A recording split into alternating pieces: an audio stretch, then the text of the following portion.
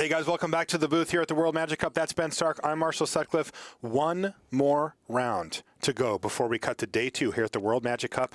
Down in the feature match area, our teams await.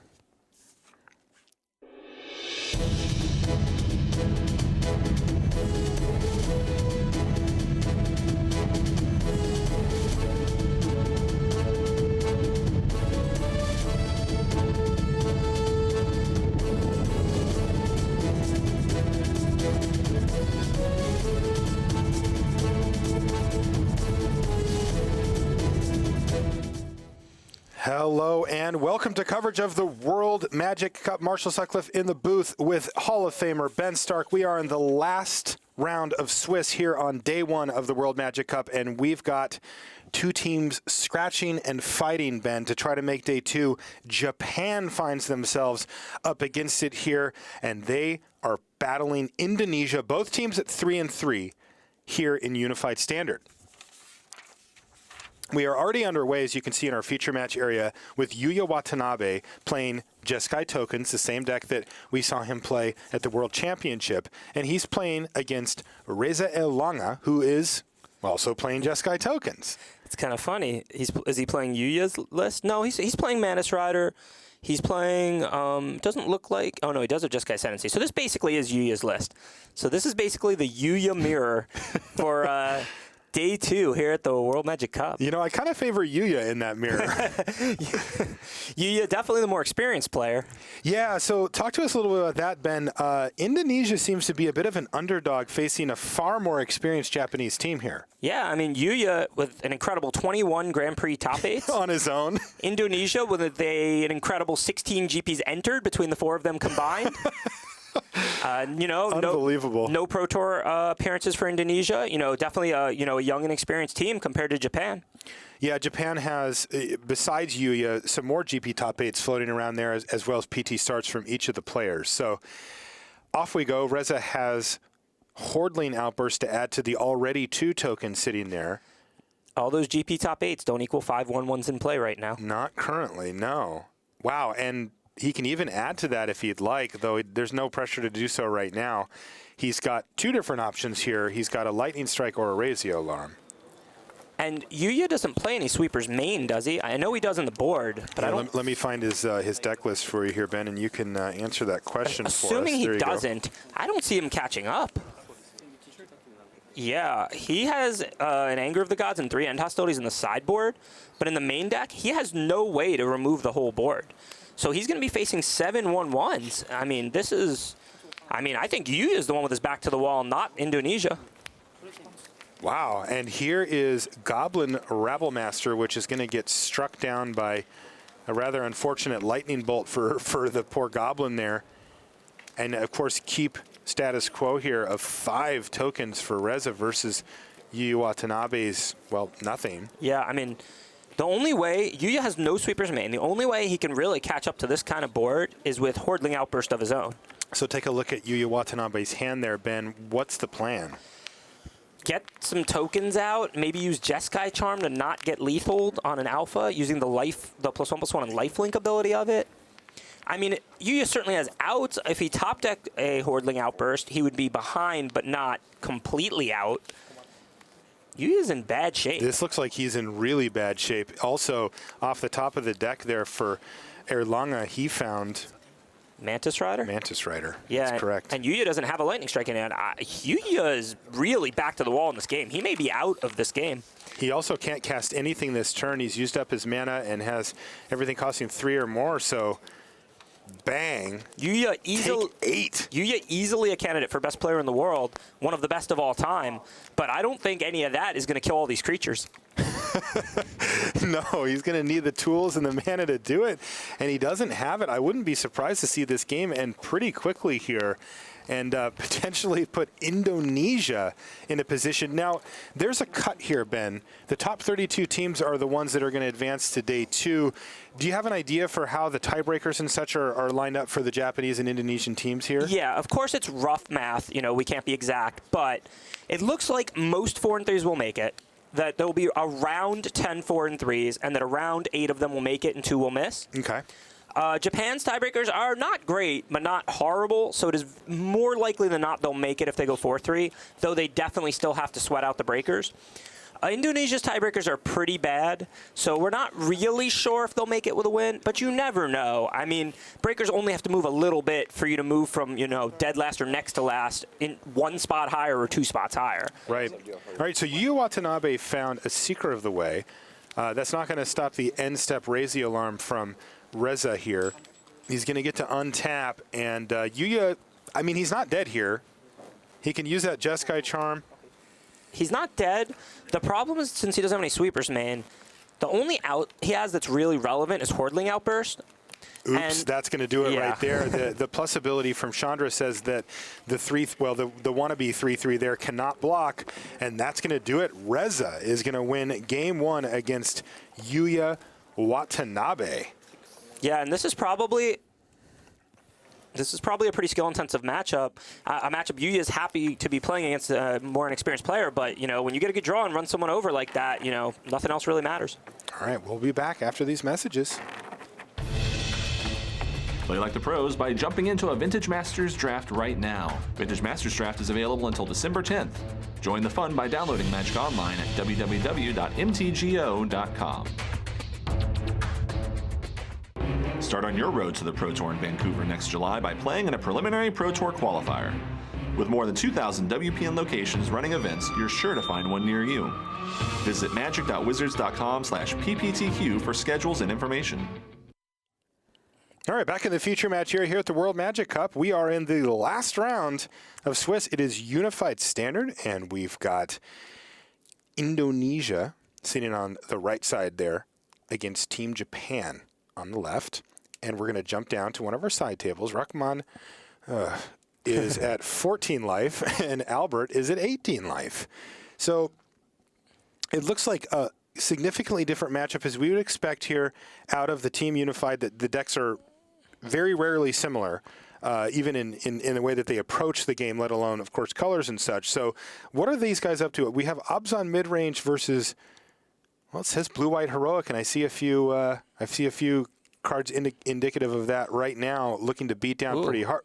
Is that what I think it is? Yeah. Is that an Abzan Falconer?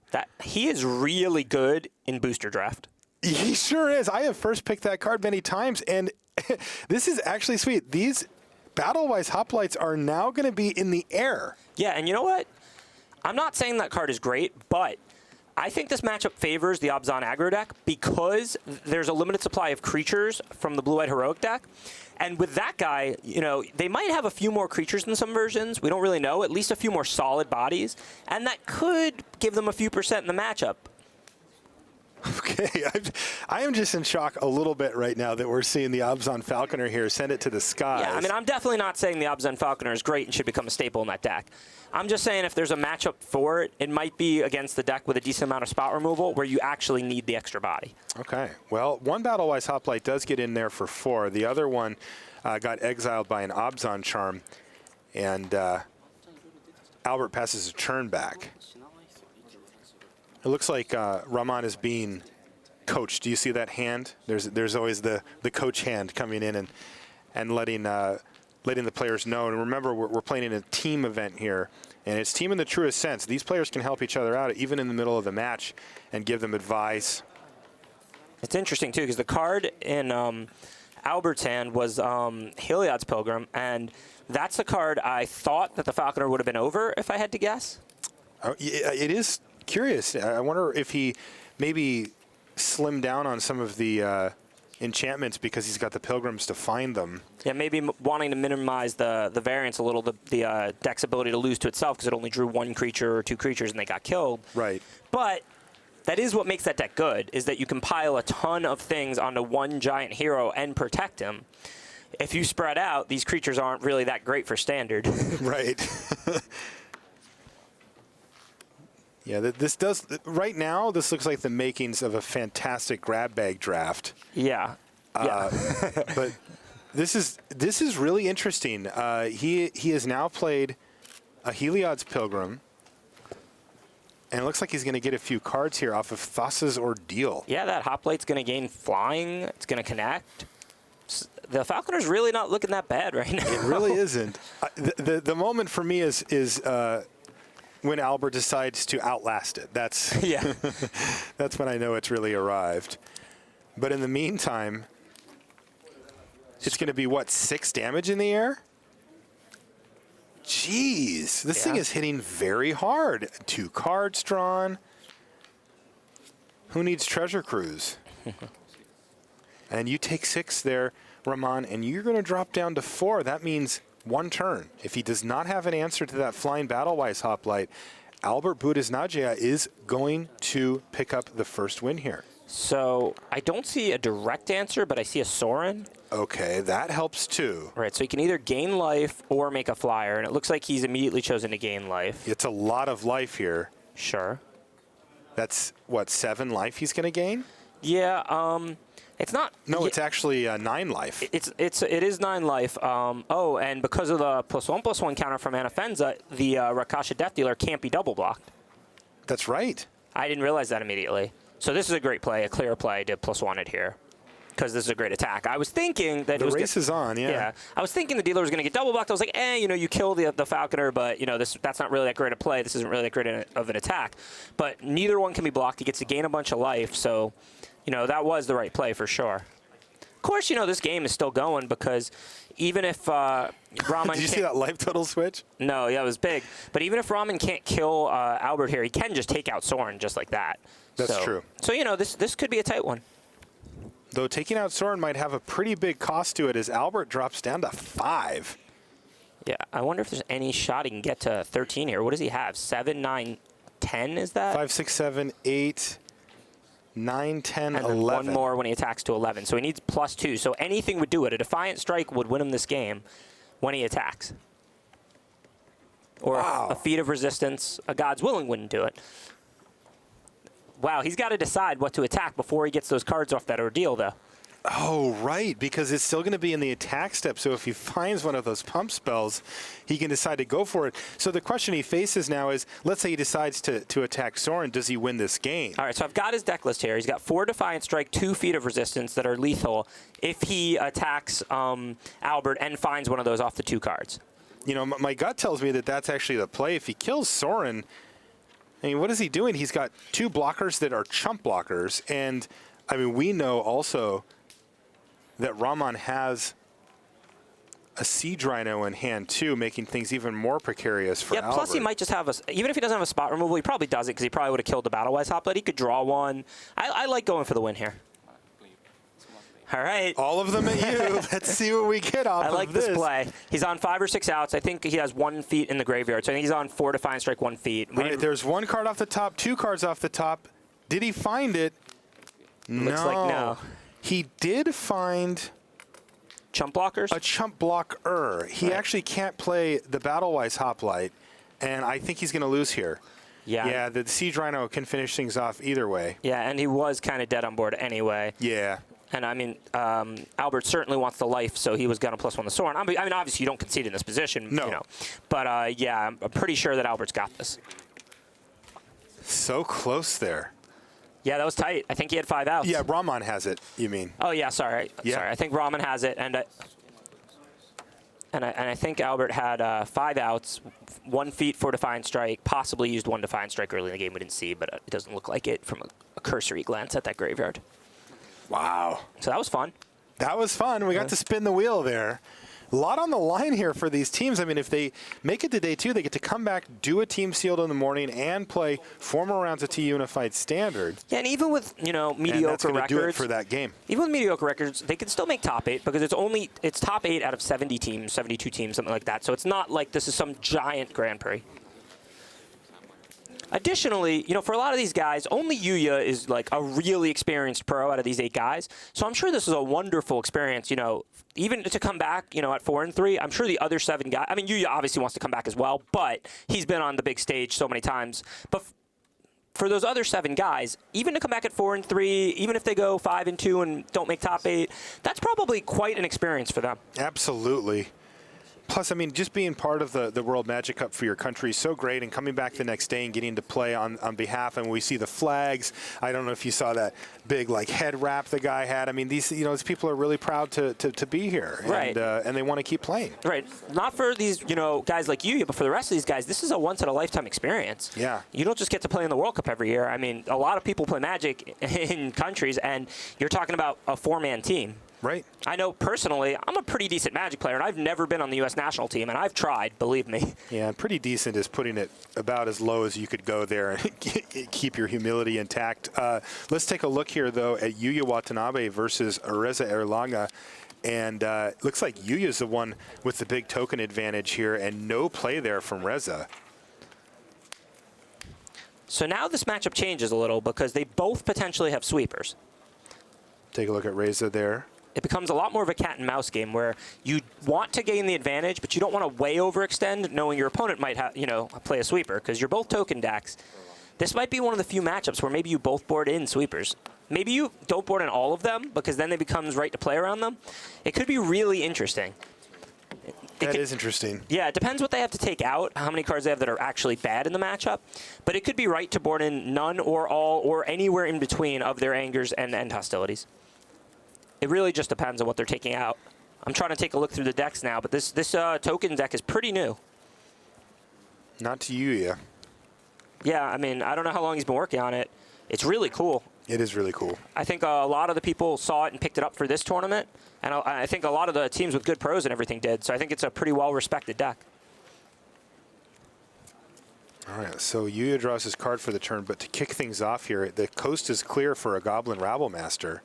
He's going to go to combat and get an extra Goblin, and all the tokens are going to hit the red zone. So Reza can, if he wants, start trading things off, or he can start falling even further behind in the damage race, which he's already behind in. So I'm taking a complicated look here at these lists, and I don't think that you really want end hostilities. It's expensive, and it only kills the same creatures as Anger of the Gods. I think if I have a better late game than the other guy, I would probably bring an Anger of the Gods because it's pretty efficient, especially if I was on the draw maybe. There's 3 Treasure Crews in Reza's deck. I don't see any dig through times. So 3 crews, no dig. He's got 1 Elspeth, 1 Sarkhan in the board. So his late game is not incredible. He does have 4 Disdainful Stroke. So I'm not sure whose late game is really better, and they obviously don't know that because they don't know each other's deck list. My guess would be that the sweepers sit mostly on the sideboard, even though they have the potential to be incredibly powerful. Okay, we see 1 sideboard card there. For Reza, he's got Glare of Heresy. Glare of Heresy. And that's obvious because it kills Jeskai Ascendancy, which is certainly one of the better cards in this mirror.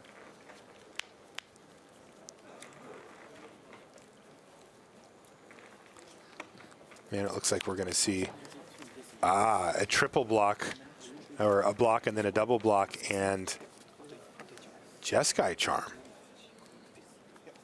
which is going to eat a couple of tokens and also gain a bunch of life. What's Yuya up to? That's what I'm wondering. He's got a lot of untapped mana. He's not up in anything. He's just going to let his tokens die. 6 life gain there for Reza, jumps him up to 19. He's not going to Stoke a 1-1 there. I wonder if Stoke is not a great card in this matchup. Just a straight finisher to the dome. It doesn't. Oh, I guess it does kill a few relevant things. Well, Reza has some Mantis Riders, 2, and 3 Seekers, Goblin Rabblemaster. Yuya has Seeker and Rabblemaster, I believe. I don't think he plays any Mantis Riders unless he's changed it since Worlds, which is possible. Is Elspeth come into play here? Oh, yeah. Out of the board? What are their main deck Elspeths just in the board? And they both have exactly 1 in the sideboard. I see. And I would be very surprised if they didn't bring them in. They can expect to trade off a lot of things and for this to go long. And then Elspeth just cleans up the mess? Yep. I'm pretty confident that Elspeth comes in.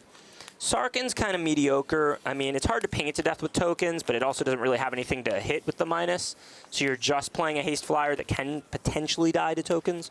I don't really think it's great. So Yuya just resolved Treasure Cruise here to completely reload. He's already ahead on board. That, on the other hand, is great. Absolutely. Haven't seen a sign of any Jeskai Ascendancies yet, but plenty of tokens, and Yuya knows what to do with them.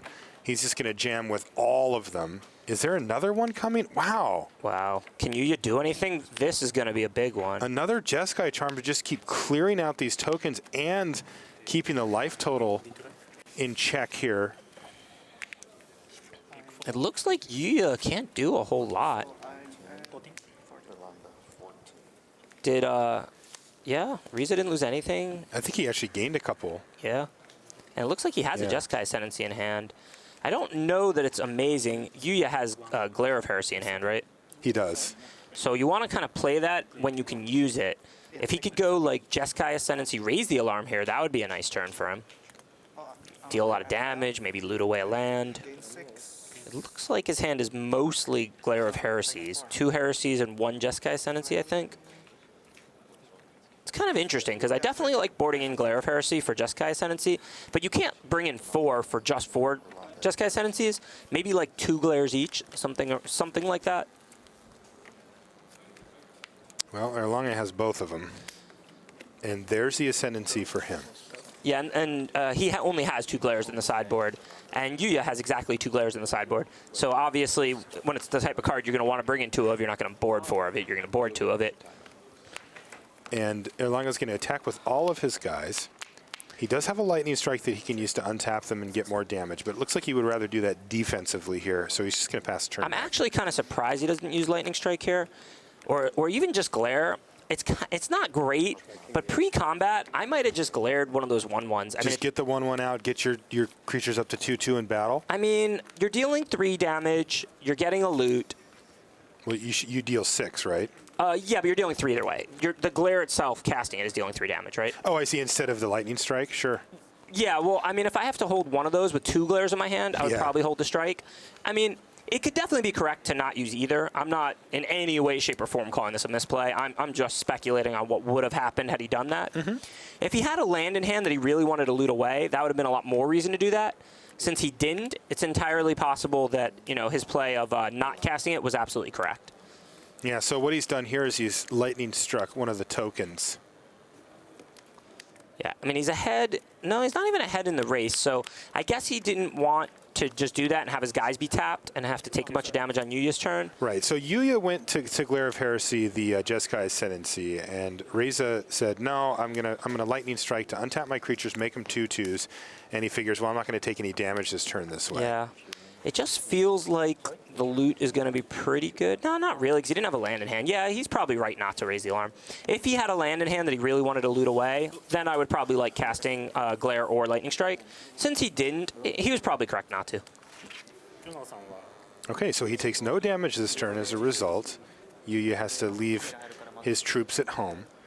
And this draw, though, for Reza has been kind of miserable. I mean, he's stuck with these 2 Glare of Heresies. Now he finds a land.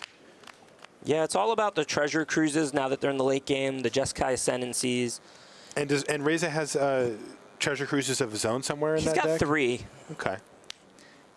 He has Disdainful Strokes in the sideboard. I wonder if he'd board those in or not. You probably should. There aren't a ton of targets, but the cruises are so important, and it's hard for these games not to go late. Elspeth as well.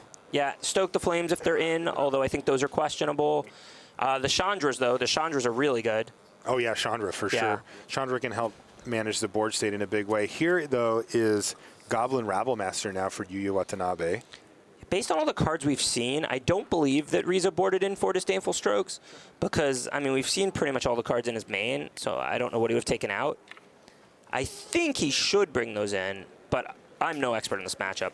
I'm guessing that you can board out, I don't know, let's look. Maybe Jeskai Charm's pretty good, not amazing. Stoke is not amazing. It can hit Planeswalkers, but Yuya has no Mantis Rider, no real bodies.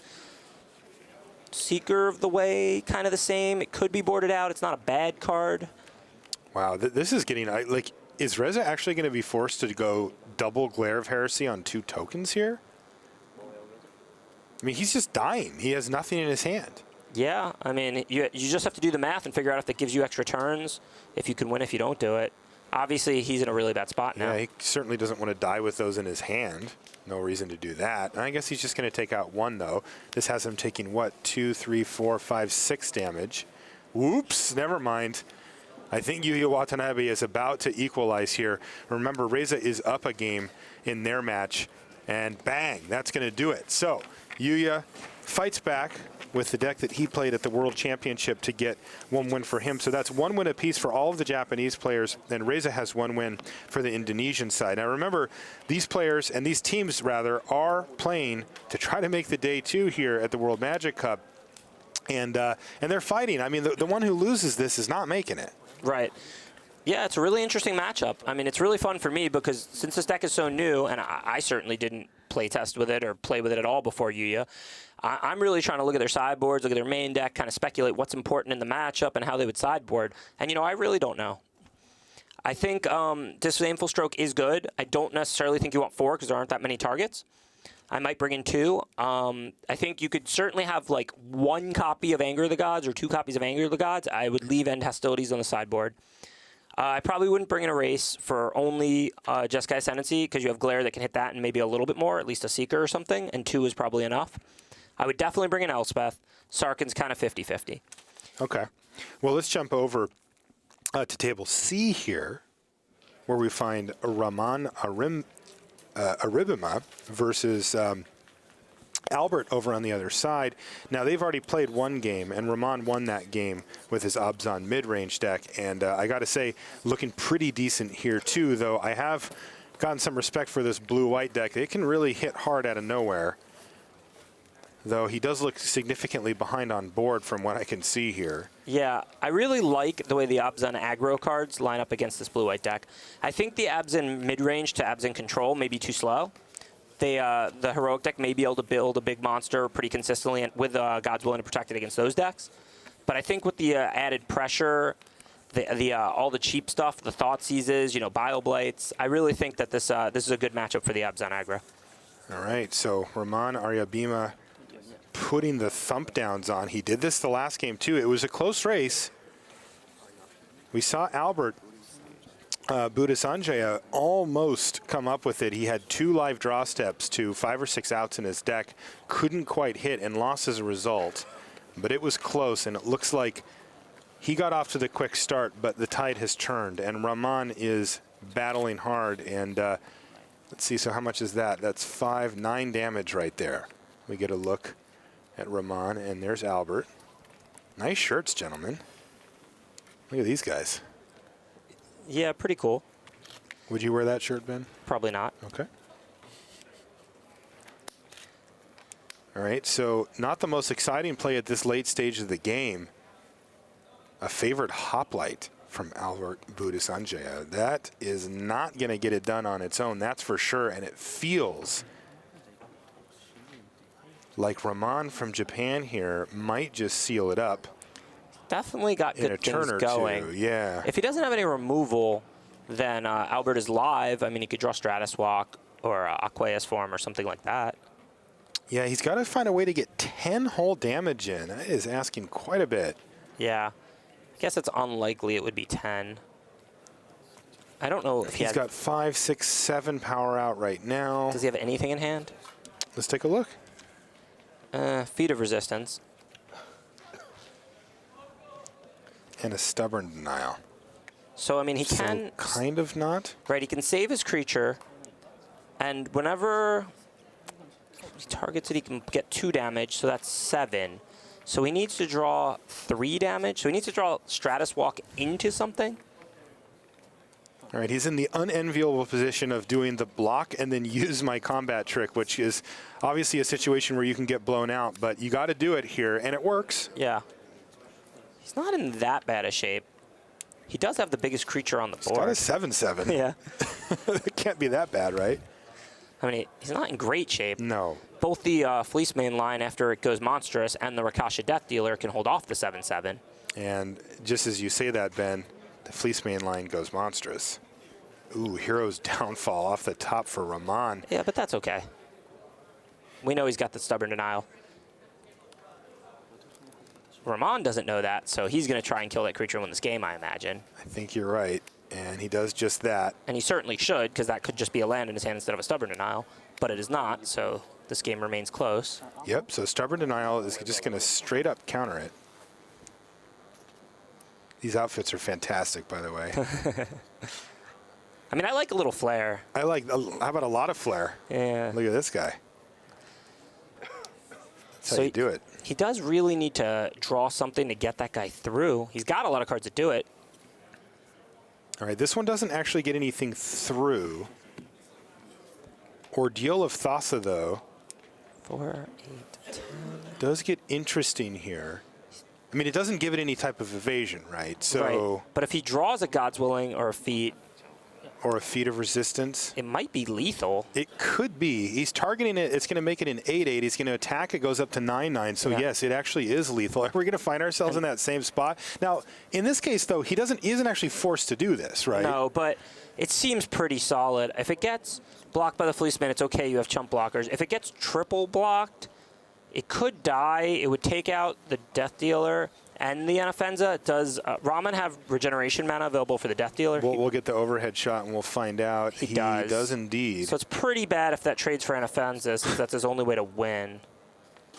Oh, back to nature with the attack happening. Okay, so it's going to get the counter but not be there to be Correct. sacrificed. So he stops the 2 cards, and then he just bounces them because he doesn't have regeneration mana anymore, so he would have had to trade both for it. So should he have one more counter then? Because it got the counter from being targeted just because it has heroic and then he attacked? I guess he can kill it. Well, if he kills it before he attacks, then he doesn't have to attack with it. So, Right. yeah, if he So- let it attack, I'm not 100%, but I think it gets it. Yeah, I think it does too. I think it triggers, and I think even if it's gone, they get it. But it could be one of those last known things that I always have to ask judges about. At any rate, Yeah, not a huge deal. that hero's bigger than everything. Right, and it's lethal if he draws God's Willing or anything, so it doesn't actually need that one counter. That's right. All the creatures share And he green. draws it. He found it. It's Aqueous form. And it's 10. That's lethal. 6, 7, 8, 9, 10. Wow. Only a small smile from Rahman, but wow, he Well, found it. Only a small smile because they're only going to game 2. Yeah, that's right. I mean, looked game at 3, it like, sorry, but that really? wasn't the match. All right, so Albert Buddha Sanjay equalizes here. So they're going to get a game 3 there. We're going to have a game 3 with Yuya Watanabe versus Reza Erlanga, and we're in game 2 here on table B. That's the middle table. Now this is he's got Sidisi Whip, which is a deck we saw a lot of at the World Championship, playing against Lavelle Susilo, playing Black-Green Constellation. So decks that have some similarities, but feels like Sidisi Whip is a little bit more over the top on the power level there. You know, actually, obviously you have the 3rd color. It might be more powerful in the dark, but I believe that the reason that PGO decided to play just the green-black in Worlds was because they felt like Farika was one of the best things you could be doing in the mirror, and they expected a lot of Sidisi. So it might, even though the Sidisi deck might be technically more over the top, it might not in the mirror. I'm not really sure. Interesting. It could be not as well positioned. Okay, well, we're going to find out now because we are underway here. Now, this is a game 2. So this is not a game 3. But let's see what happens. There's a Sylvan Caryatid, which is going to produce. How many times have we seen this one, Ben? Turn 2 Caryatid, turn 3 Courser. It's great. Play a land. It's great standard Magic.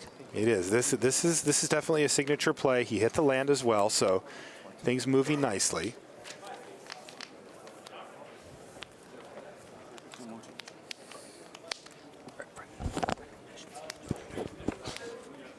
I think.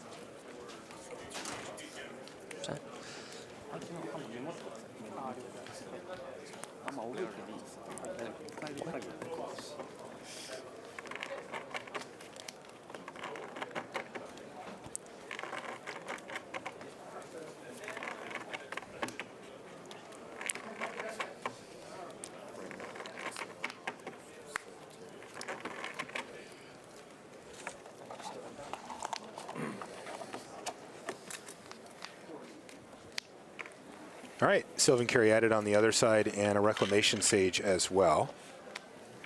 Passes a turn back. Voyaging Satyr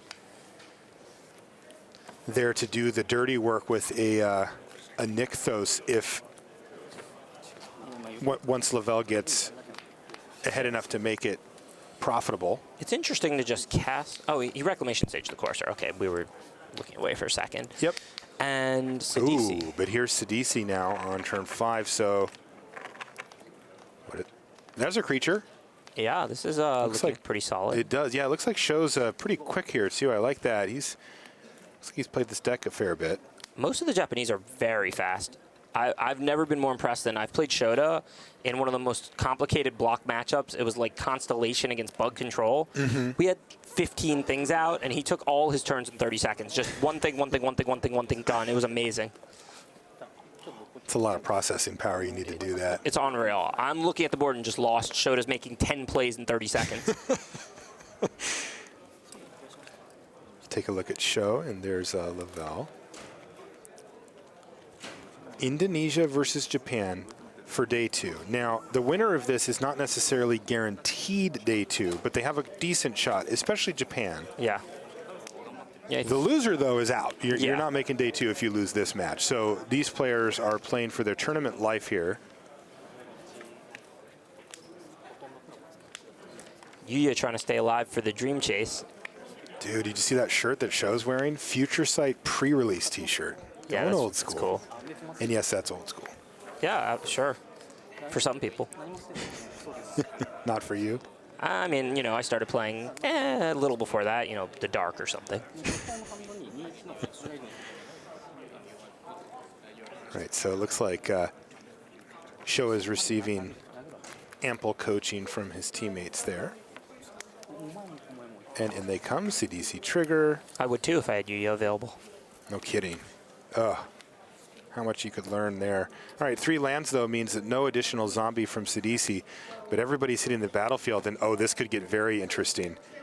So he's That was a little awkward, but it looks like he's getting away with it here. So he is playing a Court of Calling and getting a Doomwake Giant at instant speed. so Show Yikes. really needs to have a cut here. A murderous cut? Yeah, so that's so that Sidisi doesn't get ambushed. Let's see if he does. Looks like he does. Yeah. Now it's not so bad. Yeah, this is definitely... Okay, he's also got a Or a Hero's downfall, Downfall, of course. but yeah. Lavelle, maybe a little hopeful there, like, hey, let's go to blocks first. What do you Yeah. say? But that didn't fly. And everything's tapped on Lavelle's side. I know it's not like the full 90-degree that we're used to there, but those are all tapped. So Sidisi and Friend are getting into the red zone here. That was an interesting play. Obviously, that would have been really good if he didn't have removal, but it's possible Lavelle could have waited for 1 more mana so that he could have done it for 7 instead of 6. Or was that for 5? It was for 5. Right, so he needs 2 more mana. But if he does it for 7 and he gets the Hornet Queen, removal doesn't stop that. Not at all, especially at instant speed. There's nothing to clear that out. Although, I guess with both players having Doomwake Giants, it's probably right to just go for the ambush there on Sidisi. See that Cecilo has Reclamation Sage. There's a Cetessan Tactics. Is that going to come into play here? It's interesting. It's interesting, right? His hand isn't much. It's Tactics, Sage, and Forest. So, I mean, if he Tactics, can't really... Can't do anything much with it now, huh? No, I mean, he can double block Sidisi and then shoot down a 2/2 zombie with his 2/3. Yuya's here. That's trouble. This is going to be serious business for Japan's side. So I'm guessing they're deciding whether or not to play the Reclamation Sage, especially if they're going to Tactics. I don't think they need to, because I think he can Tactics, double block Sidisi, use the Voyaging Satyr to shoot down a zombie, and that's about all you're going to do. Considering this is the sort of the Enchantment's mirror, I think you kind of want to hold the Reclamation Sage to kill a Whip or a Doomwake Giant I or a think you're Courser or right. something like that. That makes sense. And that play that you described does get Sidisi and the zombie dead. Yeah, and maybe he gets another zombie off Sidisi, but that's okay. It's just a 2/2. You've got to carry it out. That's not a big deal. Yeah, you do lose your Voyaging Satyr in the exchange, but that's acceptable. Yeah, that guy's not real important. Of course, this could get messed up a variety of ways, but Lavelle's working with very limited resources, so he's not trying to put cards in Show's hand at this point. Maybe I can beat something like a Courser, so I'll save my Sage, but I'm not going to try and beat Murderous Cut right now. That's right. Now, on the other side of the table, Show's got all types of stuff to work with. Look at his hand.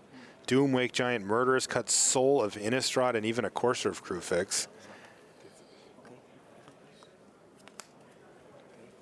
Looks like he whiffed again, though. He hit Whip in 2 lands, so Sidisi, normally pretty consistent at putting 2/2 zombies on, has actually missed twice now. Doesn't look like he's making the play I thought he should make. Oh, that's a little bit weird. Well, this might not be much different. Post-combat, he can just shoot the Sidisi with the Voyaging Satyr, and it's the same result, I guess. He can just fight it? Yeah. Yeah, now as it stands, though, the Murderous Cut's really going to break this up, right? Yeah, that would have broken it up either way, I think. I don't think this is different. This actually is probably just better because it gives him the option to, do it end of turn, though I can't imagine that it really makes a difference. But actually, this is fine. Yep, all right, so you can see he says, well, with that on the stack, I'm going to Murderous Cut your Voyaging Satyr, which is really going to make this rough on Lavelle. It wasn't really much he could do at that point. He does soak up 3 damage, though. Yeah, maybe the only nice thing about my play is it might give him the option to misorder. If he puts the Caryatid first and the Voyaging Satyr second, does he not lose the Voyaging? No, he still loses it afterwards when he shoots it. Yeah, same difference. Wait, no, he doesn't, because he doesn't have to shoot it then. The Sidisi dies in combat. Right, because of the +1/+1 on both creatures. And the 3 to the Caryatid, he can still shoot the zombie token. So yeah, all things the same. I think my double block might be a little better. It might give the option. Though you might get blown. No, you don't get blown out worse. Yeah, I think it's better. But whatever. It's 6 of one, half dozen of another. His block would have killed Sidisi and a zombie all the same. Not a huge deal. It is a huge deal, unfortunately, for Lavelle that Show had that Murderous Cut, because now Sidisi gets to hang around on the battlefield, and wow, Lavelle has a lot of pressure on these next few draw steps to find something because Show doesn't need them. Yeah, that was really bad for him. Definitely correct to not even attempt to play around Murderous Cut there. Now he's just got to top deck a big draw if he has them. I mean, Hornet Queen if it's still in, but we know that Show has Doomwake Giant in hand, so that's not really going to work. I'm not really sure what Lavelle is drawing to here. I don't think it's much. Doesn't sound like it. He squeezes it. Here's a Reclamation Sage that he's had for a while in his hand. Yeah, that's not a bad card for him. It's certainly not enough to win this game. I mean, he's at 17. He's going to get a few more draw steps. Like, does he just want to draw like Hornet Queens unendingly here? Is that where he's at? Yeah, just big cards. Yeah. Soul of Innistrad, if he has that. We actually know that Show has that. Yep. But, I mean, Lavelle, once again, can't see his hand. So he thinks that, Jeez, he missed again? His back is to the wall. Oh, I guess he didn't miss again. Lavelle knows his back's to the wall, but he doesn't know he can't really overcome this, I don't think. Maybe. Sidisi's getting out of control here, though. Yeah. Even though he missed a couple of times, he hit that time, so there's another zombie. He does have a Soul of Innistrad in his sideboard. He has a Garruk Apex Predator in his sideboard. Wow, he went big. Yeah. It's going to be too late pretty soon, though, for even cards like that. I think that Hornet Queen is going to start to be...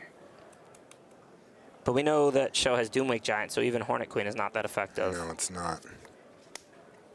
Oh, he found another Setessan Tactics here, though, so he gets to run back that play. Okay, he's not that far out then. If Show doesn't have anything, yeah. So let's see what he's got. Show's got nothing. Okay, so maybe he's not that far out. So he gets to, well, he's got one more green left over. All right, so Sidisi's going to die. Sidisi's going to trade with Reclamation Sage, and then he can shoot the zombie later. Right. So his back is to the wall because we know he's not holding anything else. But with the Sidisi gone, one of those zombies gone, he's not that far out. Yeah, the problem here, though, is that Show just has a handful. Oh, he didn't do it? I think he missed the shot there. Yeah, if he drew Garruk or something like that, he could kill Soul of Innistrad. I guess it would just get used anyway from the graveyard.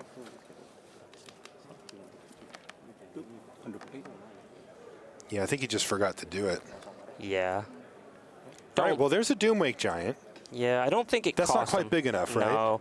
Soul is like the end-all. Soul is nasty here. And look at his graveyard. Look at Show's graveyard. That pile, you can see how tall it is there with Sidisi sitting on top of it. And, I mean, Sidisi's in there. So, like, this is not great news for Lavelle Cecilio. And by the way, it's not just a card draw engine. It's also a massive 6/6 beater that is going to just take big chunks of life out of Lavelle's total here over the course of the next few turns. Pretty tough to interact with, a 6/6 as well. You just need a spot removal spell or nothing. Yeah, Lavelle really has his back to the wall. Yeah, he's just been up against it for this whole stretch. Here's a little bit of value coming down with the Courser of Crufix. Mana Confluence to gain a life for Show, but his life total is nowhere near being in danger.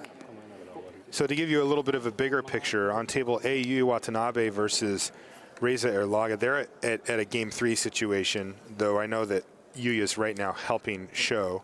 Rahman versus Albert on table C, they're also in a game 3 situation. Okay. And this is game 2 with Sho already up a game. But even if Sho wins this, Japan still needs to win one of the other matches. Correct. We're going to jump over to Yuya Watanabe versus Reza Erlaga once this game concludes. So, I mean, those matches are both going to game 3, right? Correct. So all Japan needs to do is take one of them, but there's only 2 games left. That's right. And all Indonesia needs to do is back-to-back wins. It's not that hard. It's 2 games. It's 2 games. Everybody's done that before. And they could find themselves in a good spot to make it, or at least a reasonable spot to make it into day 2. Their tiebreakers are not amazing. They're definitely going to be in the lower half there. And, you know, things shift around, though, so who knows.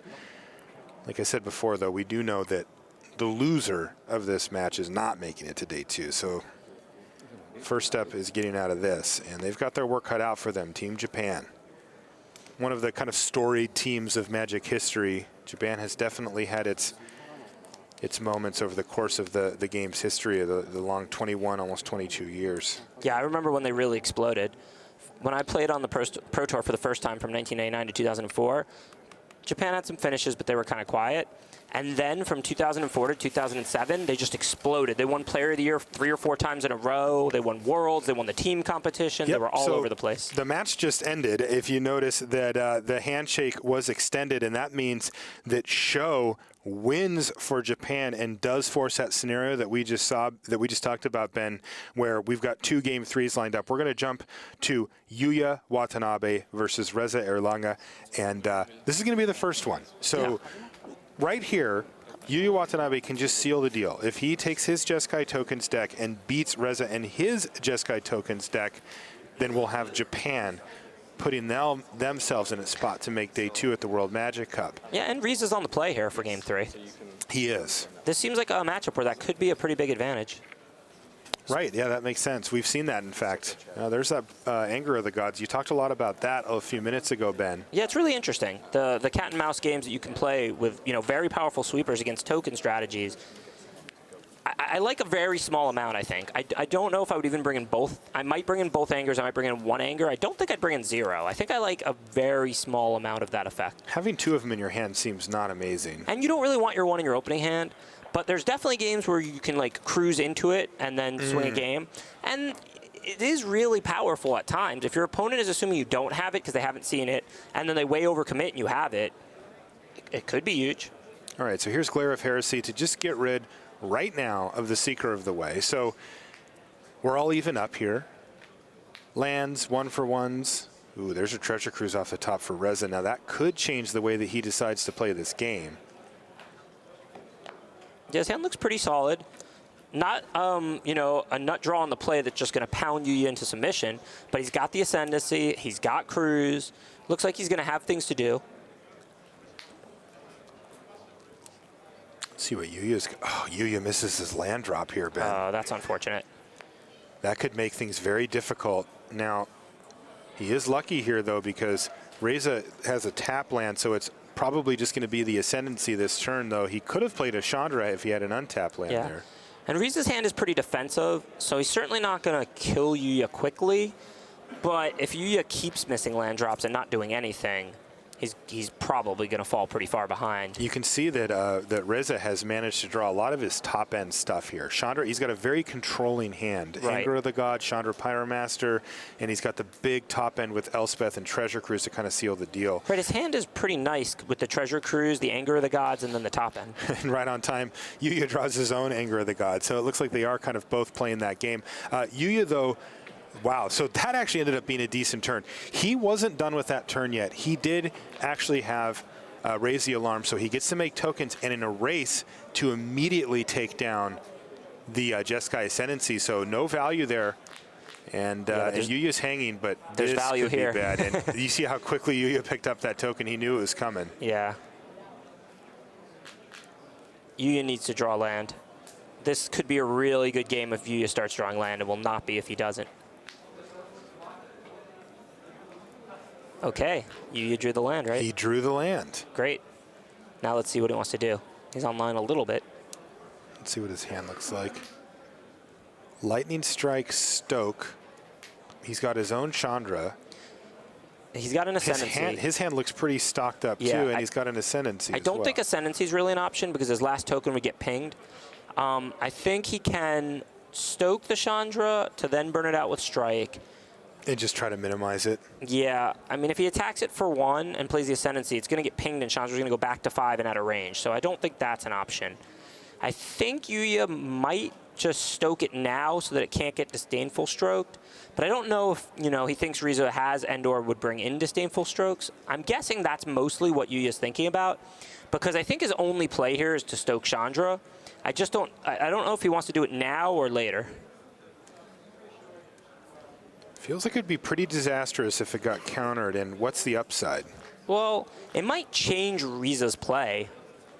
If you knew Riza didn't have any Disdainful Strokes, you certainly wouldn't do it now, because Riza might, cast something different. He might zero it instead of +1ing it. I mean, he might zero it here thinking it's at 5 and that he doesn't need to +1 and kill the token.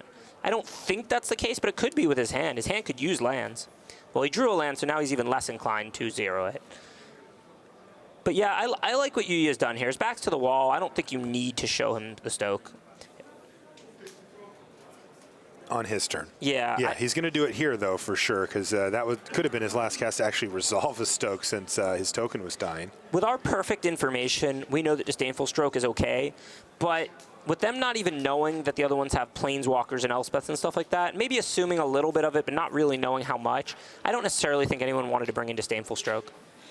Okay, well, here's big turns there for Reza. He's... All right, this is going to be the Lightning Strike. Yeah, this should be a no-brainer unless he drew something that really changes this. It's not going to just let him activate Chandra again.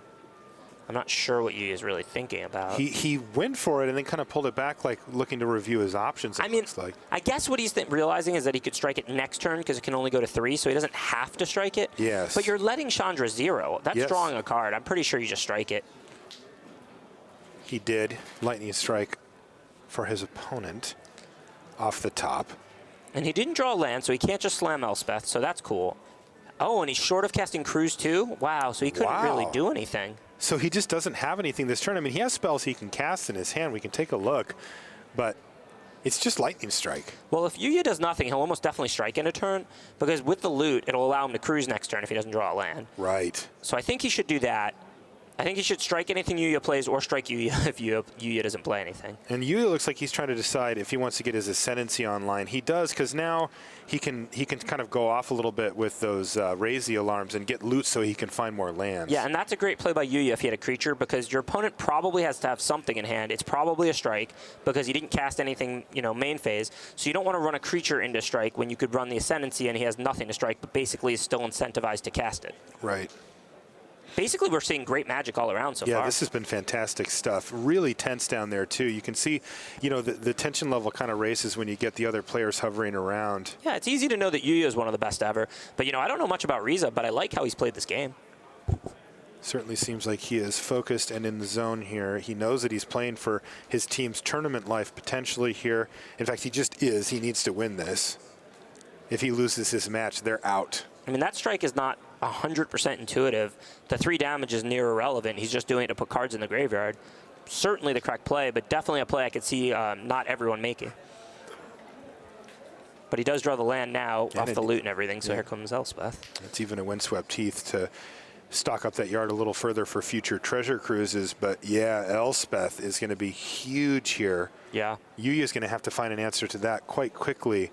And in his hand, there isn't one. Yeah, so in the last match, we saw Indonesia with their back to the wall most of the game. Now we see Japan with their back to the wall most of the game. That's right.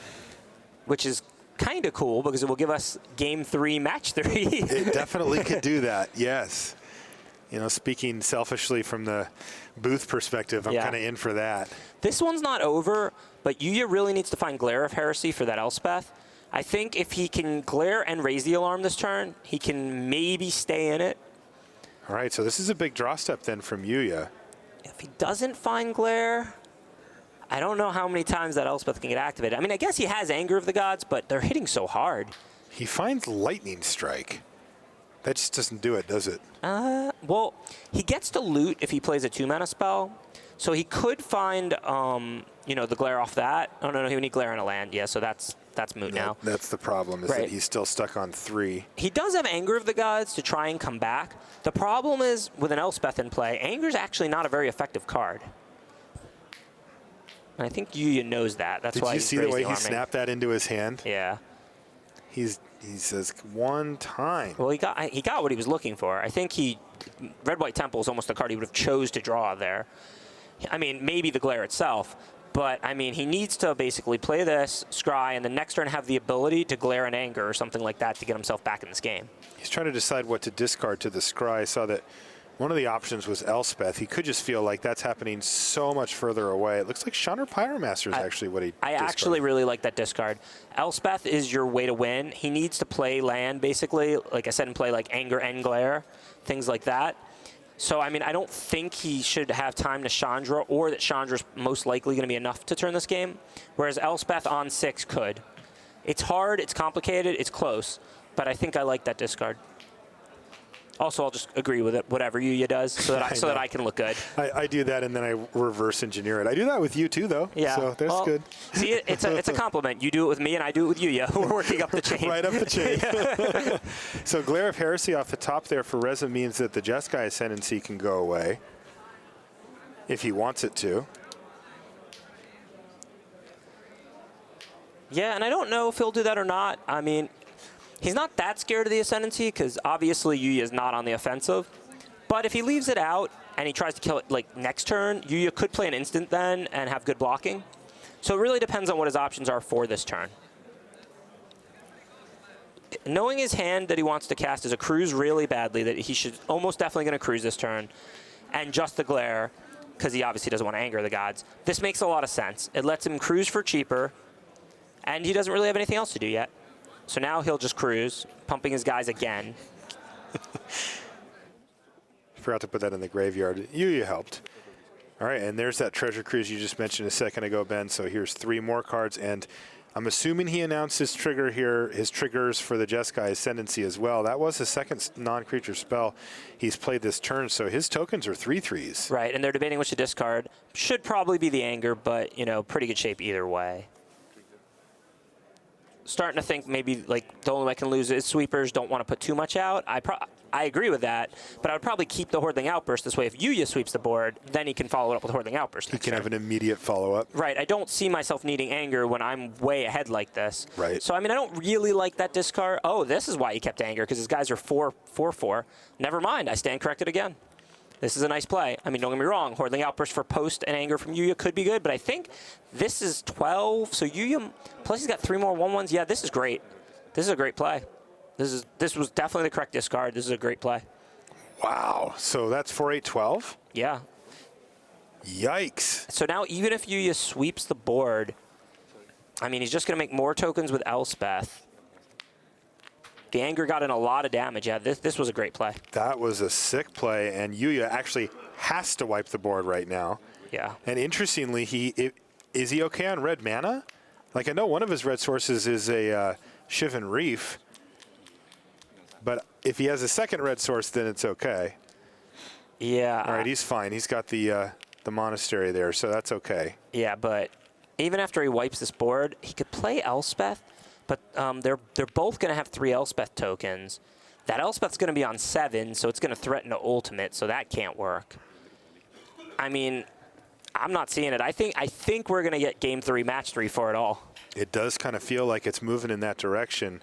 Yuya Watanabe scrapping and fighting to stay alive, but Elspeth sitting there, and there it is. Lightning Strike, target you, means that Reza defeats Yuya Watanabe, and we're going to get that Game 3. This is for all of it. Again, this is for their tournament life. The loser of this match, it's a long way to come to not make day 2, and neither team wants this in any way, shape, or form. So let's get down to it. We have Ramon versus Albert. It doesn't get any more exciting than Game 3, Match 3. Tied This matchup's been cool, too. Yeah. This is that Obzon mid-range versus the white-blue Heroic. Yeah, I like the Obzon side of it, but definitely either deck can win this game. if any deck is good at stealing games, it's the blue-white heroic deck. Absolutely. And I've got to look at his deck list now. He's only got one Falconer, so he didn't go too deep. Okay.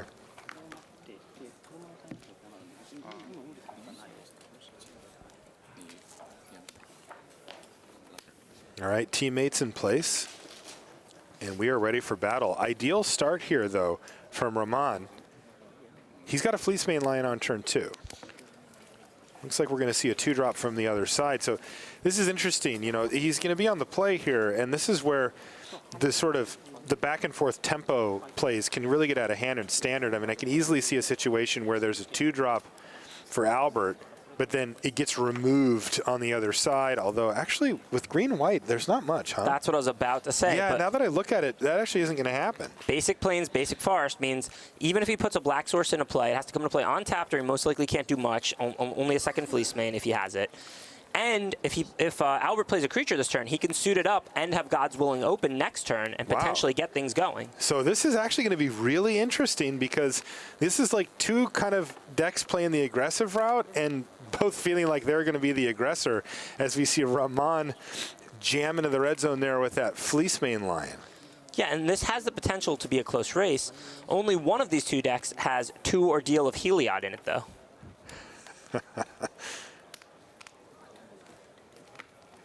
He's got Ordeals of Thassa as well.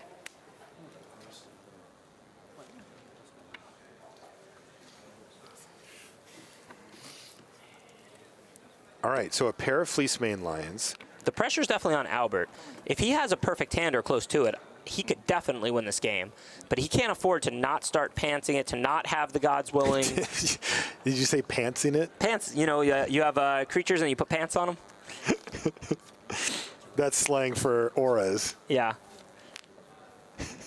But you've turned that already stretched slang into a verb. I love it.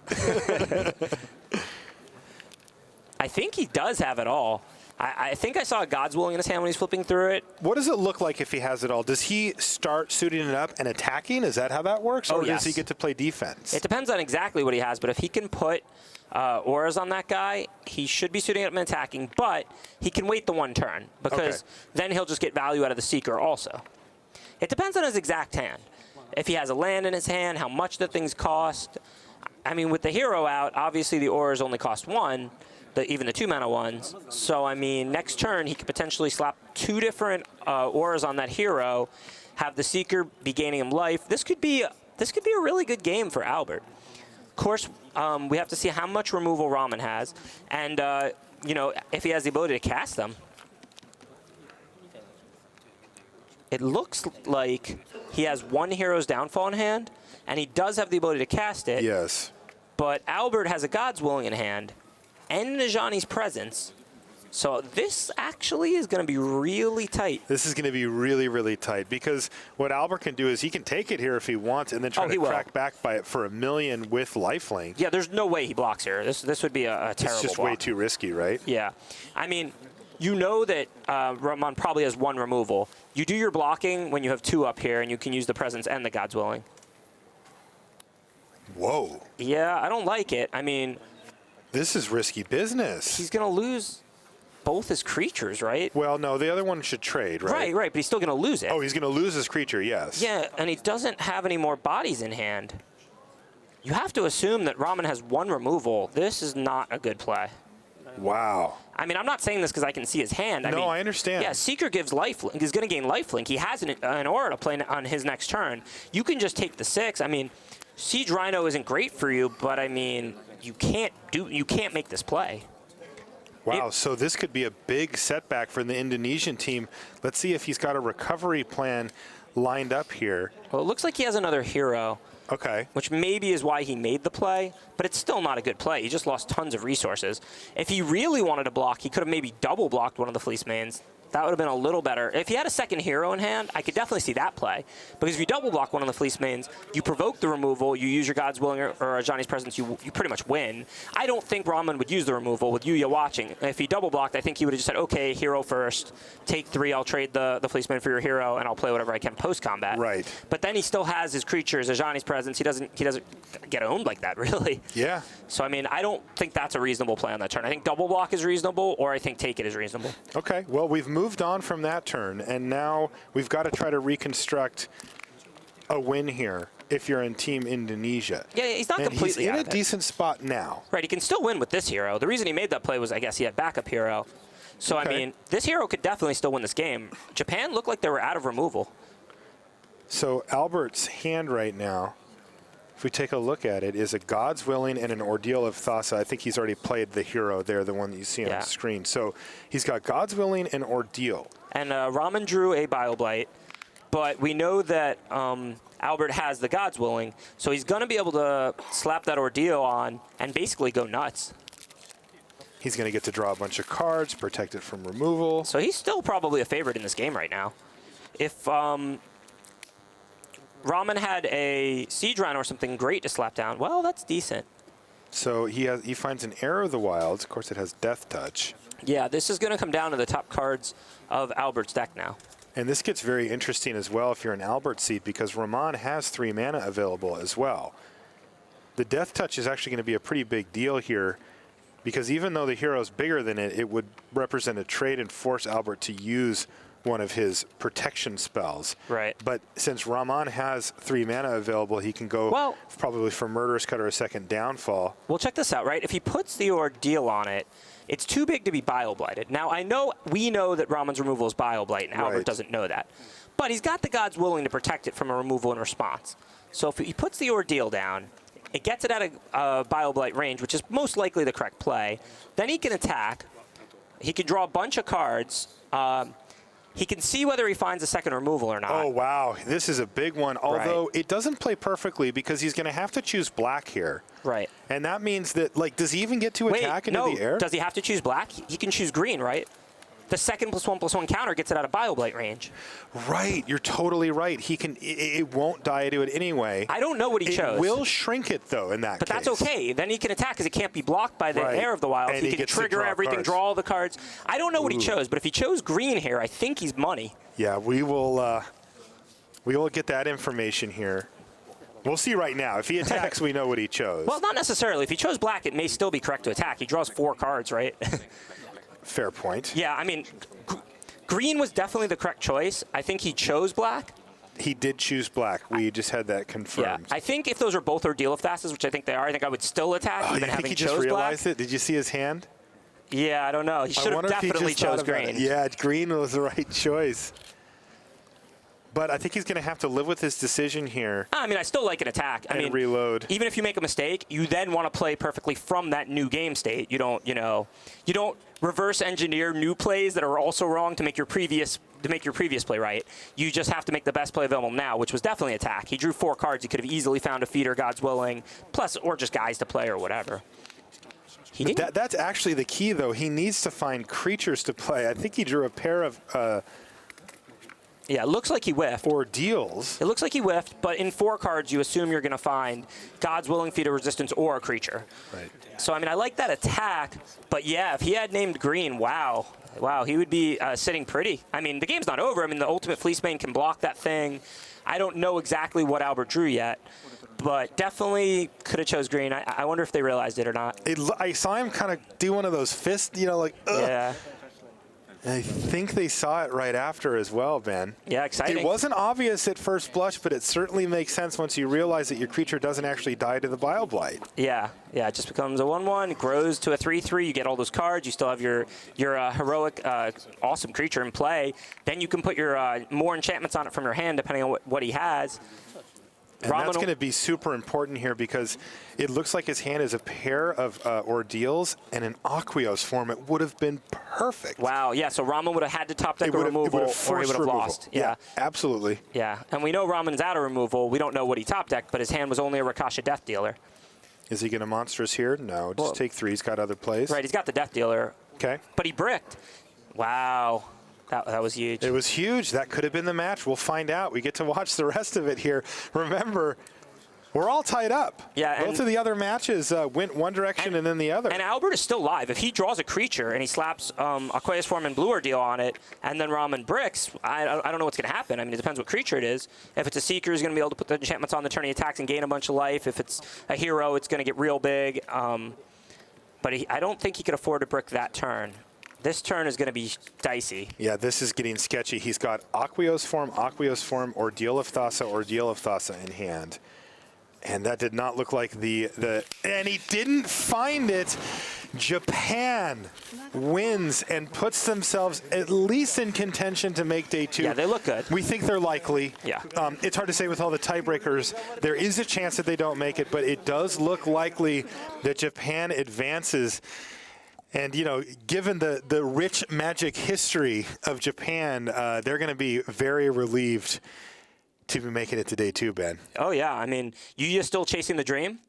He could win Worlds and the World Magic Cup. Yes, he is in the top 4 of the World Championship as well. Yeah, only 2 players in the tournament still can do that, him and Shahar. I don't know what Shahar and Team Israel did today.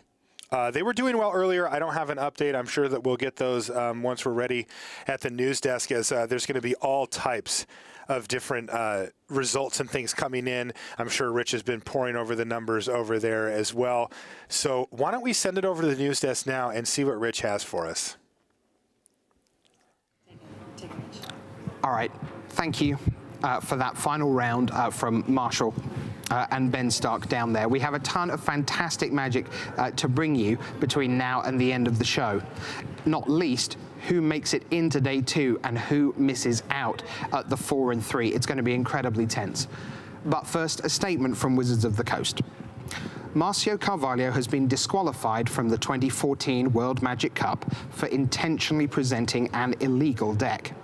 After evaluating the specifics of this case, and given the unique nature of the World Magic Cup, a determination was made that this will not affect the rest of Team Portugal. The remaining 3 players will be allowed to continue in the tournament, and the disqualification will not affect their standing. Wizards of the Coast. Let's get back to some Magic, shall we? All right, so results from the last round. A bunch of teams up the front decided to intentionally draw. I've been joined by Randy Buehler, Hall of Famer. Randy, to pour over the numbers as the results come in. Now, we talked a little bit about intentional draws coming in earlier. Yeah, we were talking about the 4 and 2s who could draw to clinch day 2 and how that probably doesn't make sense given the importance of seeding.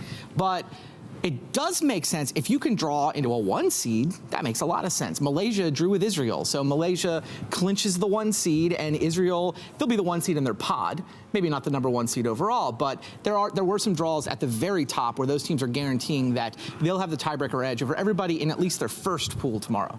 Right. So Malaysia and Israel, as Randy says, drew. The Slovak Republic and Sweden drew. So well done to them. Netherlands, Argentina, they're in at 5-1-1 and may well be top seeds. Brazil and Thailand 4-2-1. Yeah, that's Brazil drawing because they think they get a 2 seed out of it. Really, at 4-2-1? That's interesting. Yeah, that's because they were like that's the draw we said was probably the bad one.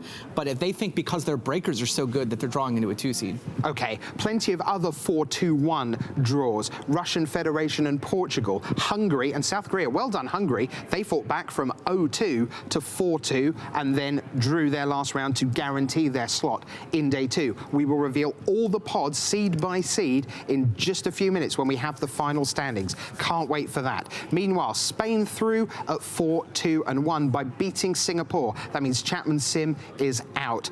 Singapore 3-2-2. Those 2 draws cost them eventually. Now, where the real excitement lies is at 4 and 3, because we've been saying all along, last year, 1 team missed out on 4 and 3. This year, with 1 extra team, Randy, I guess we might think 1 or 2 might miss out. So if your team is in this list of 4 and 3s, you better sweat for the next few minutes. 4 and 3s include Greece, who defeated Lithuania, Belarus, who defeated Chile.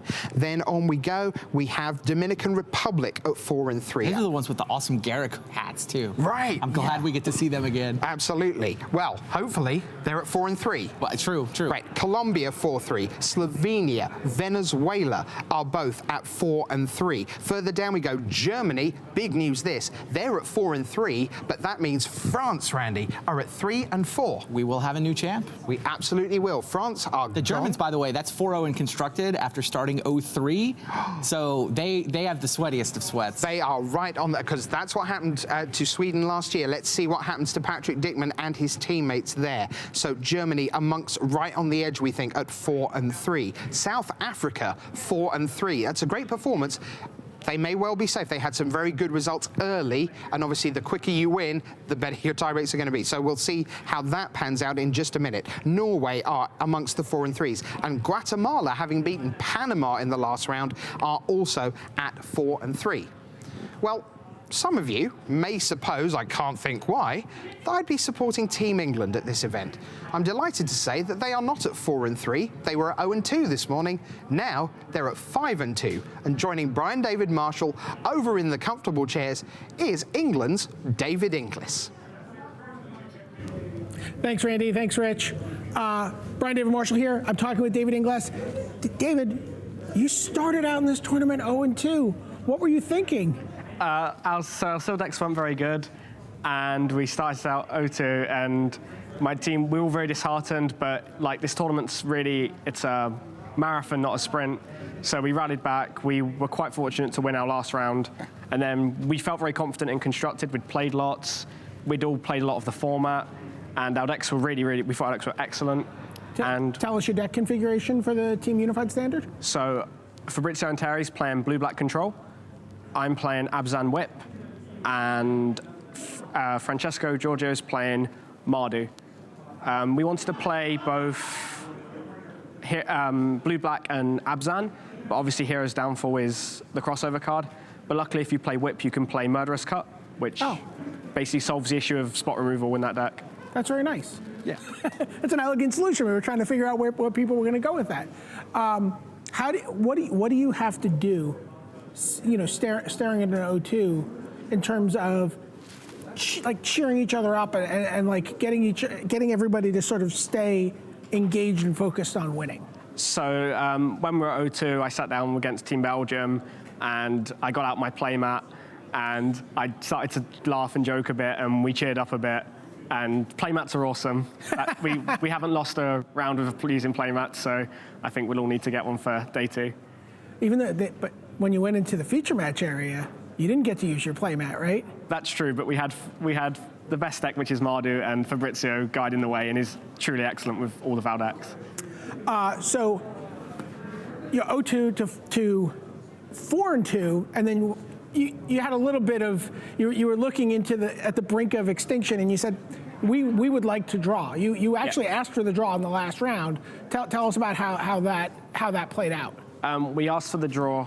I forgot who we played. It's quite embarrassing. But, no, that's good. That's the laser focus. You don't care. Yeah, I lost my game 1 pretty quickly, but Fabrizio and Francesco won their matchups really nicely. So luckily we were able to get the win, which puts us in a really good position. Because for me, this is just like a PTQ.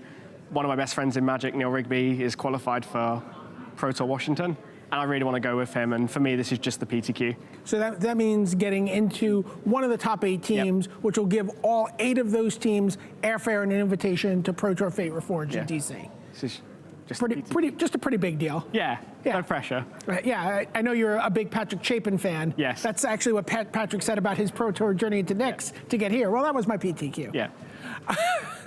Okay, so I understand before I let you go that you have to do a little overnight play testing, but you're not actually practicing Magic.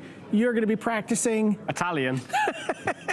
Explain this to people at home. So I'm quite lucky that all of my team are very fluent Italian speakers. This gives us a great advantage, but I can't always join in the discussion. So I'm going to learn some basic Italian Magic phrases this evening over dinner.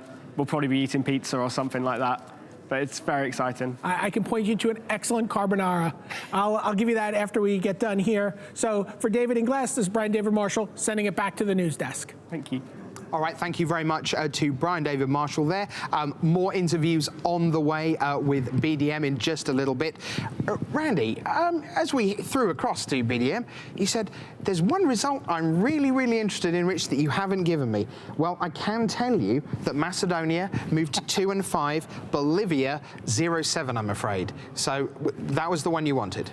I actually thought this could have been a feature, but no, that was not the one I wanted. Right. You want USA. So Team USA, by the way, let's set it up, right? Paired against Chinese Taipei. They have a little bit of history. They have some history. Chinese Taipei is the team that top decked the bonfire to knock them out, goes on to win the World Cup, the World Magic Cup. So some history there, and it gets better than that. Chinese Taipei, like Brian David Marshall, I'm sort of stealing his story, but it's just an awesome story. He's all talking to them. They have a secret for winning at the World Magic Cup. Right. Ever since winning with that bonfire, they make sure they have an X-Spell somewhere in their decks. So they're playing Crater's Claw specifically as an homage to that bonfire. Their bonfire. Yeah, in fact, you can go up to those guys and do this for the claw, and they'll do it right back. It's become the signal. Wow. So what do? Well, they play USA, and they win. Using Crater's Claw. So Chinese Taipei 5-2. Yep. And that puts the USA into the hopper They're in the sweat. of all these 4 and 3s. Now, again, think about this. They were 2 and 2, as opposed to, let's say, Hungary, who were 0 and 2, although they're 4-2 through safely. England were 0-2. The 0-2s are in much more trouble, and the 0-3s. They were 2-2. They 2-2 up to 4-2. They were 16th coming into this round, and so yeah, we talked about this setting up the round. They're basically playing to try to get a 2 seed. They could have drawn into a 3. Now by playing and losing, they probably fall to a 4. I don't think there's a realistic chance where their tiebreakers collapse enough for them to miss. No. But I mean, they do have the sweat. Yeah, our guess is that they will be in safely because there are people who started out 0-2, 0-3, who were playing at 3-3 to try and make it in. Japan were 0-2, and then played to get to 4-3. So they are in worse shape than the US right now, one would think, tiebreak-wise. A couple of other people who were in, Serbia defeated Hong Kong. So Hong Kong, who were 4-0-1 after 5 rounds, they finished kind of disappointingly to finish 4-2-1. Serbia 5-1-1. That's Alexa Talarov in his 7th team appearance and captain there. Well done to Team Scotland as well. We saw David Inglis, which is Scottish for English, if you're still following me. Scotland are also through. Brad Barkley in the team. Well done, Tom Robinson, and the guys making it through there. That means one of the big casualties at 3 and 4, Randy, is Switzerland. Nico Burney gone, Andreas Gansen and co. They are out. Norway amongst the 4 and 3s, Guatemala as well. So we are closing in. You see on there, we are almost done with this final round. So the question is, which 4 3s will be in, which will be out? We will unveil all the pods one by one. But right now, we're going to head off across town once again to talk to someone who many of you will be very familiar with if you watch European event coverage. It's one of the hosts of the European Grand Prix circuit. And right now, he's a very happy camper from Team Slovak Republic. Here's Matej Big Z Zatelkai.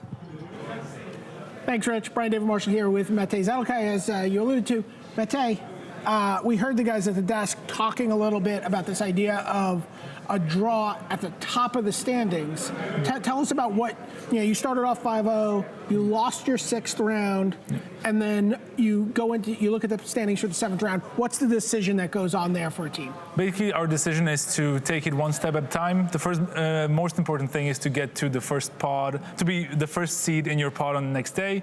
And so we went for a draw, especially when we saw other teams around us drawing as well, because we have the best tiebreakers, so the draw puts us automatically. I think we should be in 2nd place. Right, so you basically want to be in 1st, 2nd, 3rd, 4th, 5th, 6th, 7th, or 8th. Yeah. And anything below that gets just, you're giving yourself more work than you want to do. Exactly. Being the higher seed gives you the advantage in case of tiebreaker, and so we definitely just want to have this in the bag. Right. So playing and the last round didn't make quite sense. Right. So you get to look at your sealed deck pool tomorrow morning and know, I only need to go 2-1 with these cards. I don't have to extract a 3-0 from a difficult card pool Yeah. like maybe you did this morning. You guys did not like your decks. No, we didn't like them at all. We thought the power level was much lower than what we had previously prepared for in our practice team seals. So we were quite disappointed. But we did have good mana and some synergy. So we just had to figure out like what kind of strategies we wanted to use decks in, and actually turned out great. We had a red-green very aggressive deck. I loved that deck. Yeah. 3 Valley Dashers, 3 Awaken the Bears, 3 Savage Punches. 3 punches, yeah. Yeah, so just like 9 cards right there that are capable of just like ending a game very quickly. Yeah, I was on the Sultai deck, which was nice value, very slow, lots of walls, card advantage. So we also did quite well with that deck as well. And our last deck was just a solid blue-white based deck with like lots of trick, Jeskai Ascendancy, just like in Constructed. We love that card, so we definitely wanted to play that one. And you guys had to make a difficult decision to leave a very powerful card, the kind of card you want to see and you expect to be able to play in Team Sealed. You guys had to butcher the Horde. Yeah. And you had to leave it on the bench. Talk about how much discipline it takes to do something like that. Yeah, it was definitely very hard. The first moment we saw it, we immediately tried to put together a Mardu deck, of course, but then we noticed that all our white cards are so defensive, most of them are very defensive, that the red cards were much suited to a green shell, which also has some lower drops, all the tricks you mentioned before, and so that made the decision easier to make maybe a little bit slower blue-white deck and just leave the Busher on the sidelines because he wasn't fitting anywhere. You didn't think about like looking at your lands and trying to get from Sultai to 5 color? No, we did have the blue Jeskai deck, and we're like, yeah, maybe just a couple black lands and the Butcher, and we're like, no, not happening. So tell me about your approach to Unified Standard. Tell me how you broke things up. Basically, we figured that there's going to be one green-based deck with Courser Caryatid, one deck with Lightning Strike, Rebel Master, Hordling Outburst, and a third deck depended heavily on what the first 2 choices were. So you could go with blue-black control or blue-white heroic without taking cards from the other decks, somewhat. You could go not blue-black control, but that would mean somehow even Flock missed his flight, right? Pretty much. I mean, I wasn't very happy about blue-black being one of our decks, but on the other hand, it enabled us to free up Jeskai tokens, which actually you busted it out at Worlds. How good is this deck? We had the deck 2 weeks before that because I think the deck is from Kenji Tsumura. I played against him on Magic Online. Oh. He crushed me. And I'm like, this deck is really good. Kenji, can you send me your list? And he's like, yeah, sure, here's your list. I think you and Kenji maybe talked or someone played it at their local tournaments, and you managed to tune it out with the Chandras, which were a very good addition to the main deck, which weren't in Kenji's version. So yeah, I'm definitely my favorite to win Worlds. Oh yeah, you think that on Sunday he's the guy who comes out of that 4-person bracket. I've heard that from some other smart Magic players as well. You as a master. Talk to me a little bit about Team Cabin in the Woods. You guys have been doing great. You've put up some really good results. This has been obviously a huge boon to even Flock's career in terms of, since you guys, you can take some credit for this, right? Like his success. Maybe a little bit. I mean, it's just, we're just a group of very good friends, and it just helps that we have maybe some extra people helping us, even though they're not qualified, but they're all really good players usually, and the quality of Czech players is very high, so it really helped to always have at least 8 quality people in the cabin to prepare for and be able to draft and discuss draft picks and whatnot, and then test constructed, of course. So I mean, definitely it helped, and I think we've all profited from it. Also Stanislav Civka, Martin Juza, and Frank. Like we all feel it's the right way to go. Right. How much is it, being on the same language wavelength and the same time zone and being able to be in the same room together helpful for being able to succeed in playtesting? Yeah, it's actually very important. One of the interesting things was that Frank Karsten was the only non-Czech / Slovak speaker. So we tried to get more people on board who spoke English as their main language, and it has definitely also helped to broaden our horizons, to make the team larger and make it more efficient to test. I'm sure your last 2 remaining team members on this team are hoping you guys get to a top 8, hoping they get to come to the Cabin in the Woods. But for now, Matej Zadelkai, Brian David Marshall, sending it back to the news desk with Rich and Randy. Thanks very much to Brian David Marshall. All right, Randy, we have the final standings, and that means we can reveal the pools for day 2 of the World Magic Cup. Let's get to the big screen, and we begin with Pool H.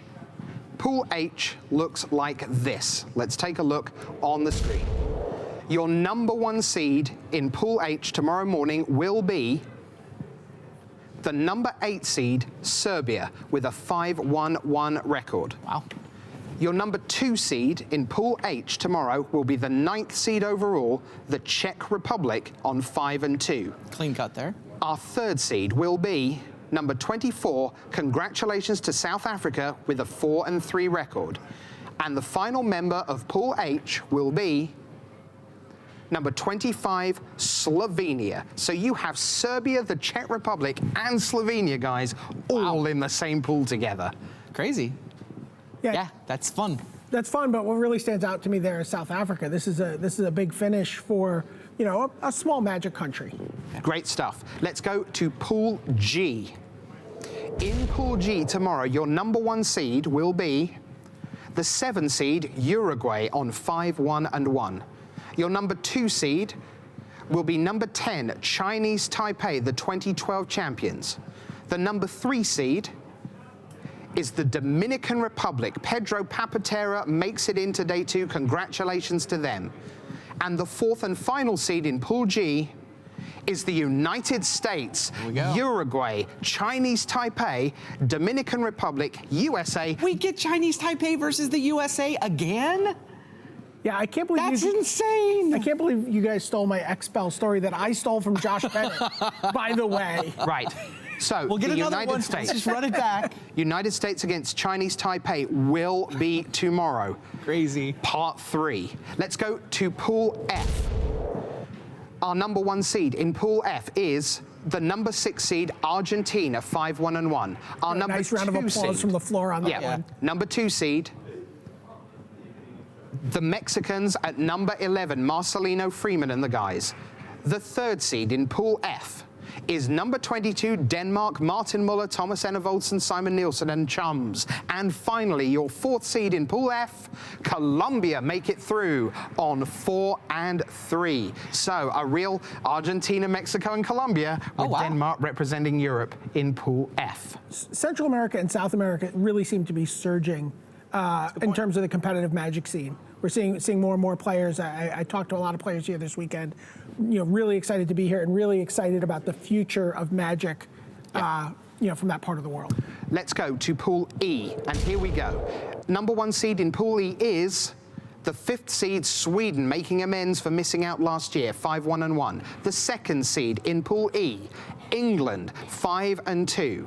3rd seed in Pool E is Hungary in 21 from an 0-2 start.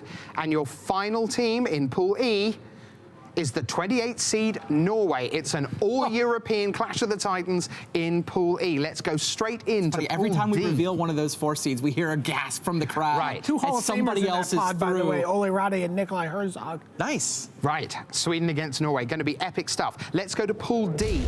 So we have our number 1 seed here. It's the 4th seed overall. It is Israel. Shahar Shenhar keeps his dream alive. The 2nd seed in Pool D is Brazil, the 13th seed. Then we have the 3rd seed, which is Portugal. They will go in with a 3-man team, and the 4th team in Pool D, Belarus, make it in. Congratulations to them. Great job by them. So that is Pool D. We have 3 to go, including 3 more bottom seeds to reveal. Let's see Pool C. Our number 1 seed is the 3rd seed overall. It's the Netherlands, and there's Russian Federation, the 2nd seed. The 3rd seed in Pool C is Spain at 19 after a rocky start. Who is number 30 overall? It is Venezuela in at 4-3. Congratulations to them. They go up against Spain on day 2. Sure, Frank Karsten looking good. Guys, getting nervous There's only now. 2 spots left at the bottom. Only 2 spots left for 4 and 3s, and there are more than 2 teams left on 4 and 3. Yes, sir. Let's look at Pool B. Here we go. The number 2 seed overall and number 1 in this pod is the Slovak Republic, Matej Zadelkai and Ivan Flock leading the team. The 2nd seed in Pool B, South Korea. The 3rd seed will be Scotland the Brave at 4-2-1. Who is your number 31? It's Guatemala. Wow. Guatemala make it in. Huge roar from those guys. Handsomely dressed team in their Guatemalan jackets. They have Guatemala on the back and a national pattern on there. It's fantastic. We have not seen Japan. No, we just watched Yuya Watanabe win to. Yeah. We have not seen Germany. So we can't get both of those. Right, and we have not seen Greece. Oh, God. Let's see what the final pool is. It is Pool A. The overall #1 seed after day one of the World Magic Cup is Malaysia, with a 6-0-1 record. Raymond Tan, Joe So, and the team. The second seed in Pool A is Hong Kong, 4-2-1.